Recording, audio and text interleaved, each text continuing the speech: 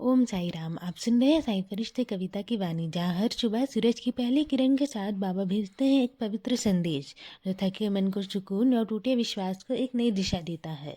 चलिए शुरू करते हैं। तुम्हारे आराम करने का समय अब खत्म हुआ। देर रात तक जगना, सुबह देर से उठना, हर काम में आलस करना, ये सब अब तुम छोड़ दो। तुम्हें अपनी आदतों को बदलना होगा मेरे बच्चे, क्योंकि तुम्हें अब एक नई जिम्मेदारी मिलने वाली है।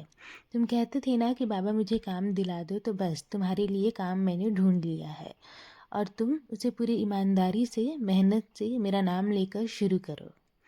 कभी भी ये मत सोचना कि तुम सबसे पीछे हो, तुम सबसे आगे हो। तुम्हारे जीवन में हर चीज़ देर से इसलिए होती है मेरे बच्चे, क्योंकि तुम्हें मेरी लीला और मेरे चमत्कार देखने का मौका मिलता है। तुम बहुत खुशनसीब हो और मुझे भी तो तुम्हारा विश्वास जीतना है ना, इसलिए मैं इतनी सारी लीला करता हूँ। जो चीज़ तुम मांग रहे हो उसे कब तक, कैसे तुम तक पहुँचाना है, मैं इसी तैयारी में लगा रहता हूँ, जिस वजह से देरी हो जाती है। तुम्हारी कामयाबी के सारे रास्ते मैंने खोल दिए हैं और तुम्हारी तकलीफ दूर होने का समय आ गया है। मैं तुम्हारे कोई भी संघर्ष को व्यर्थ नहीं जाने दूंगा। जब भी तुम्हारा मन भारी हो तो मेरा नाम लेना।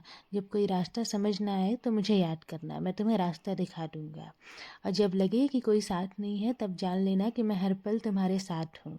तुम्हारी मेहनत, तुम्हारी तकलीफ, तुम्हारी सच्चाई, इन सब का फल मैं स्वयं दूंगा।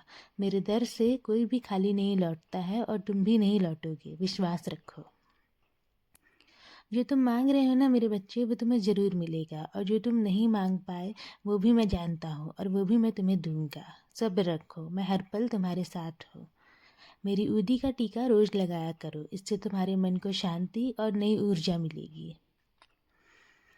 अगर तुम्हें मुझे चढ़ाने को फूल नहीं मिलते ना तो परेशान मत हुआ करो और ना ही दूसरे के घर से लाया करो। तुम्हारे घर पर जो है उसे ही चढ़ाओ। फूल नहीं तो दूर्वा ही चढ़ा दो, मगर इतने परेशान मत हुआ करो। मेरी कृपा कभी भी कम नहीं होगी, ऐसी ही बनी रहेगी तुम पे, क्योंकि तुम पूरे श्रद्धा से मेरी पूजा अर्चना करते हो। धीरे धीरे करके तुम्हारे घर के चारों ओर एक सुंदर सी फूल की क्यारी बन जाएगी।